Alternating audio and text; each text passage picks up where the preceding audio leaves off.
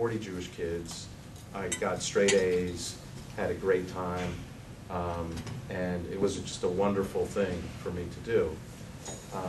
I had a knack for buying and selling coins, going to coin shops, as Kevin would say. You know, we all did it.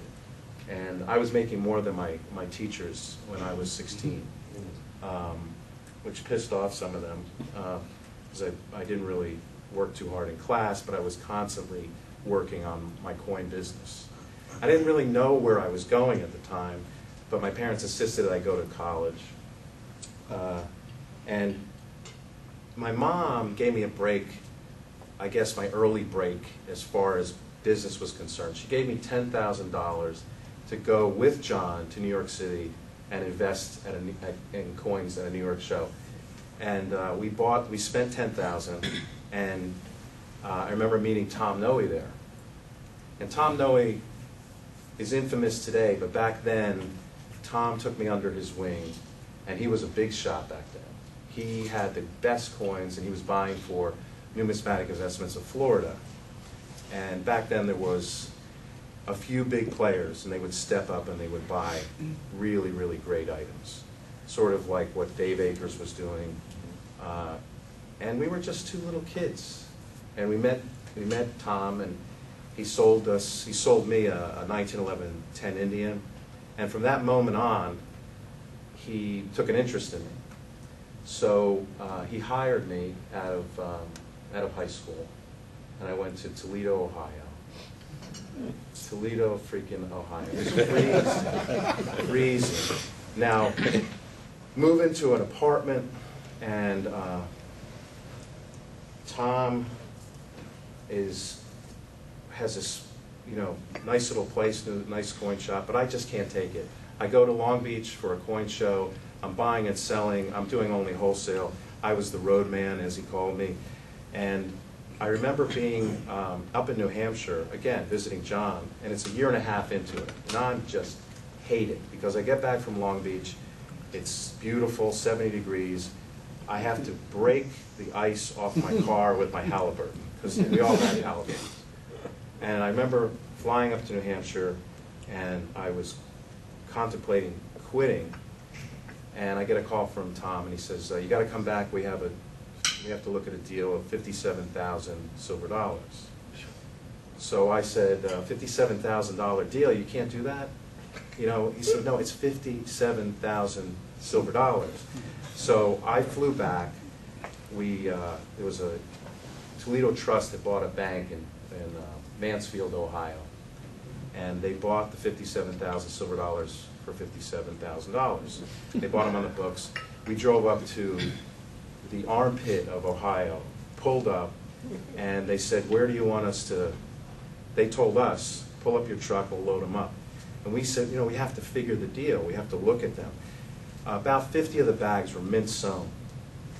And apparently they'd been supplying casinos in Las Vegas, as the story goes. I don't really get that. I'm sure somebody here can figure out why. But long story short, we bought the deal. We got time. They loaned us the money to buy the deal, and my net worth doubled from a decent amount to a more decent amount. And I own a piece of the company. I said, "Tom, I just got to get the hell out of Toledo." I gave it back to him. And I have to tell you, Tom, from that point on, always gave me the right guidance. Always take the high road. Always do the right thing.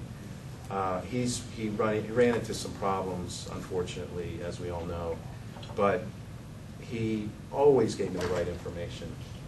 And there's a number of people that have been mentors in small ways throughout the years that are in this room.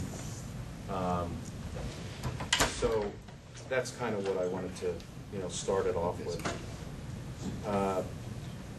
There's been times where I thought I was going to get out of the coin business, because in 1981, this is prior to Tom, as many of you know, there was a depression in the coin business. As far as I was concerned, there was a depression. I mean, it was impossible to make money. You'd go to a coin show, walk down the aisle, and guys were playing backgammon. I mean, there was nothing happening. I remember selling a Rhode Island set to pay rent. So I was going to go to gemological school, and it was 1983. I was still, didn't have a clue what I was going to do. Went to the fun show in 1983. I had $9,000 in my account, and I made $9,000 at the show. And I knew this is what I wanted to do. I forgot to mention that I went to Drexel for 9 days and quit, which didn't make my parents happy. From NIO in Ohio, I went to Numismatic Investments of Florida. Now here's a place that's the mecca of characters. The laws for cash requirements in those days didn't exist really.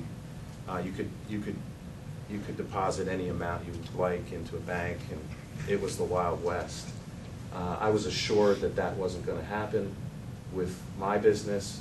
The laws were about to change, and Tom had left Numismatic Investments of Florida, and I'm now with Marty Haber. So don't hold this against me. It's just what my history is. So I went there. I did, again, a great job of wholesaling coins. I was supposed to supply coins to their retail base. Well, Marty, as you know, he was a tremendous salesman. He also had an incredible eye. He would buy the greatest things and pay whatever. He bought the 94S 5 lib out of Salzberg. That's a 69. That coin is sick. He would buy coins like that. But one day, he showed me a trade dollar. He showed me his Type 7. And in there was a trade dollar and a 95.0 quarter. So the trade dollar, I was just blown away by. And I said, I want this coin. What is it going to take? And Marty would wheel and deal, so I just kept putting Krugerrands on the table. And I kept stacking them up and stacking them up. Finally, he said, I bought this coin for $4,000 in 1976. It was called the coin. Are you familiar with it? Sick, sick coin. I'm talking the best, in my opinion, it's the best silver type coin I've ever seen. And I said, if I buy it, I'm going to give it to my son, if I ever have a son. And he finally did the trade. And I still have that coin, but I gave it to my son. I was blessed with a boy. He's 24, and he's promised to give me first shot at it. But it's the greatest. It's the greatest silver coin. And it kind of launched the way I collect coins, because obviously I'm a collector. I'm not a dealer. When I was a dealer, I didn't collect coins because I thought that was a conflict of interest with people I was dealing with. I had a few retail customers. But it basically is a collection unto itself, this trade dollar. So I feel like it's a freak of nature. So every time that I see a coin that has similar attributes, something that's ultra rare, great eye appeal, and has just this wow factor, I try to pursue it. So I brought a few coins today for you to take a look at, because I know that's why we're here. So you can pass around. There's 4 of them. Just so you know, there's 4.